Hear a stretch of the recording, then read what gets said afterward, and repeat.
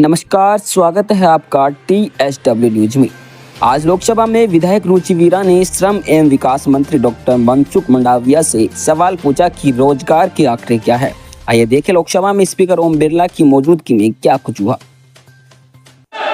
Mic on करा दीजिए sir. हाँ जी, क्वेश्चन नंबर 201। गया। 201 माननीय मंत्री जी, क्वेश्चन नंबर 201। माननीय सदस्य, मान्यवर, जिन सरकारी कंपनियों ने युवाओं को रोजगार दिया है, मेरे उनमें बात हो गई। कितने युवाओं को स्थायी नौकरी मिली है और कितनों को अनुबंध पर रखा गया है? क्या सरकार स्थायी रोजगार के अवसर बढ़ाने के लिए कोई विशेष योजना बना रही है? माननीय अध्यक्ष महोदय, माननीय सदस्य ने युवाओं के रोजगार के निर्माण के बारे में अपना प्रश्न पूछा है। मैं आपके माध्यम से सदन को बताना चाहता हूँ, पिछले 10 साल में मोदी जी के नेतृत्व में देश में रोजगार का निर्माण हुआ, युवाओं को एम्प्लॉयमेंट मिला और पिछले 1 साल में 16 महीने में ही भारत सरकार की ओर से 11 लाख से अधिक युवाओं को रोजगार मेला के माध्यम से रोजगार उपलब्ध कराया गया।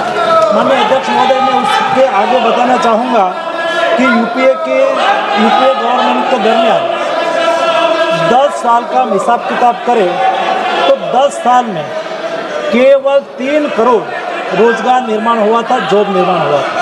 लेकिन मोदी गवर्नमेंट ने 1 दशक में, हम नहीं कहते हैं माननीय अध्यक्ष महोदय, रिजर्व बैंक ने एक क्राइम डेटा डिक्लेयर करा है और रिजर्व बैंक आज से नहीं है, रिजर्व बैंक आज़ादी से के समय से है और प्रतिवर्ष एम्प्लॉयमेंट के बारे में वो डेटा रिलीज करते हैं। माननीय अध्यक्ष महोदय, मुझे बताते हुए खुशी हो रही है कि पिछले 10 साल में रिजर्व बैंक के एस्टिमेट के अनुसार 17 करोड़ से अधिक युवाओं को जॉब प्राप्त हुई, रोजगार मिला। ये हमारी सरकार की युवा लक्ष्य नीति का परिणाम है। माननीय अध्यक्ष महोदय, मैं आपके द्वारा ये भी सूचित करना चाहता हूँ, मोदी जी ने रोजगार निर्माण करा और मोदी जी ने आने वाले 5 सालों में भी रोजगार के लिए कार्य योजना भी बनाई। जब मोदी 3 गवर्नमेंट का प्रारंभ हुआ और मोदी 3 गवर्नमेंट के पहले ही बजट में आने वाले 5 साल में 4 करोड़ से अधिक जॉब निर्माण करने के लिए 2 लाख करोड़ से अधिक रकम से खर्च से प्रधानमंत्री विकसित भारत रोजगार योजना भी अनाउंसमेंट करा और ये योजना का आज बहुत अच्छा नतीजा भी मिल रहा है और आने वाले दिनों में देश में 4 करोड़ नए रोजगार निर्माण में भी ये योजना का महत्वपूर्ण योगदान रहेगा। महोदय, जिन सरकारी क्षेत्र की कंपनियों ने युवाओं को रोजगार दिया है, उनमें अनुबंध आधारित नियुक्तियों की संख्या कितनी है और स्थायी नियुक्तियों की संख्या कितनी है? साथ ही क्या सरकार ये सुनिश्चित करने के लिए कोई कदम उठा रही है कि युवाओं को स्थायी और सुरक्षित रोजगार मिले? माननीय अध्यक्ष महोदय, युवाओं को स्थायी रोजगार उपलब्ध हो और युवाओं को गवर्नमेंट सेक्टर में, प्राइवेट सेक्टर में जॉब अपॉर्चुनिटी उपलब्ध हो, इसके लिए मोदी सरकार ने जो प्रयास करा है, कोई भी देश में जब मैन्युफैक्चरिंग सेक्टर बढ़ता है तो रोजगार निर्माण होता है, एग्रीकल्चर सेक्टर आगे बढ़ता है तो रोजगार निर्माण होता है। अलग अलग सेक्टर में जब देश में प्रोडक्शन बढ़ता है तो रोजगार का निर्माण होता है। मुझे माननीय अध्यक्ष महोदय बताते हुए खुशी हो रही है, देश में एग्रीकल्चर सेक्टर में 1 दशक पहले रोजगार निर्माण -16% था, वो आज बढ़ के 19% रोजगार निर्माण एग्रीकल्चर सेक्टर में हुआ है।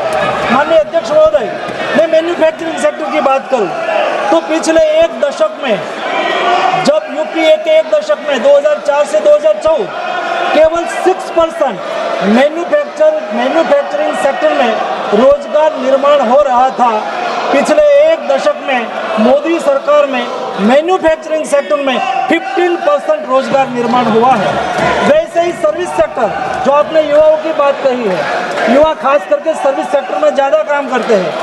पिछले एक दशक में, और यूपीए के एक दशक के साथ में तुलना करूं तो यूपीए के एक दशक में 25% सर्विस सेक्टर में जॉब निर्माण होता था। आज मोदी सरकार में सर्विस सेक्टर में 36% रोजगार निर्माण के साथ देश आगे बढ़ रहा है। माननीय अध्यक्ष महोदय, अनएम्प्लॉयमेंट रेट देश में आज 3.2% है, जो डेवलप्ड कंट्री के बराबर है या तो डेवलप्ड कंट्री से कम भी है। ये स्थिति आज मोदी गवर्नमेंट में यूथ और देश के नागरिकों के जॉब के लिए सुनिश्चित करी गई है। माननीय सदस्यगण, मैंने पहले भी आग्रह किया है, फिर माननीय सदस्यों से आग्रह कर रहा हूं, प्रश्नकाल महत्वपूर्ण समय होता है, माननीय सदस्यों का समय होता है, और प्रश्नकाल में कई मंत्रालयों पर, विभागों पर माननीय सदस्यों द्वारा जो प्रश्न पूछे जाते हैं, सरकार उसका जवाब देती है। आपने तो जनता ने यहाँ प्रश्न करने पूछा है, लोगों के मुद्दे, लोगों की आकांक्षा, अपेक्षाओं के लिए भेजा है। मैं रोज आपसे प्रयास करता हूँ कि सदन चले। देश की सबसे बड़ी लोकतांत्रिक संस्था है, इसकी मर्यादाएं परंपरा रही है। इसी सदन के अंदर हमारे पूर्व सांसदों ने अच्छी चर्चा संवाद के साथ संसद की गरिमा को बढ़ाने का काम किया है। मैं रोज प्रयास करता हूं कि आप भी संसद की गरिमा को बनाए रखें। तख्तियां, नारेबाजी, इससे सदन नहीं चलेगा, और लोकतंत्र में नियोजित तरीके से सदन को बाधित करना, ये लोकतांत्रिक प्रक्रियाओं के लिए अच्छा नहीं है, परंपराओं के लिए भी अच्छा नहीं है। आप कोई भी मुद्दे हो, कोई भी सवाल हो, आप प्रश्नकाल के बाद हमसे मिलें। हम नियम प्रक्रियाओं के अंदर आपको हर मुद्दों पर, हर विषय पर चर्चा करने का पर्याप्त मौका देंगे। मैंने पूर्व में भी सभी सदस्यों को पर्याप्त अवसर दिया है। कई महत्वपूर्ण विधेयकों पर चर्चा होनी है, जिसमें आप सब माननीय सदस्य अपने विचार व्यक्त करना चाहते हैं, पर आप सदन अगर बाधित करना चाहते हैं, सदन नहीं चलाना चाहते, तो ये अच्छी परंपरा नहीं है। देश की जनता आपको देख रही है कि आप नियोजित तरीके से रोज नारेबाजी करते हैं, तख्तियां लहराते हैं, सरकारी संपत्तियों पर नुकसान पहुंचाने का प्रयास करते हैं। ये उचित नहीं है, और ये आपकी संसदों की व्यवस्थाओं के लिए भी उचित नहीं है। और विशेष रूप से आपको लाखों लोगों ने चुनकर भेजा है, जनता आपसे कुछ अपेक्षाएं कर रही, जाओ बैठे। समाजवादी पार्टी की माननीय सदस्यों ने प्रश्न पूछा, आप भी जाकर पूछे, मैं मौका दूंगा आपको।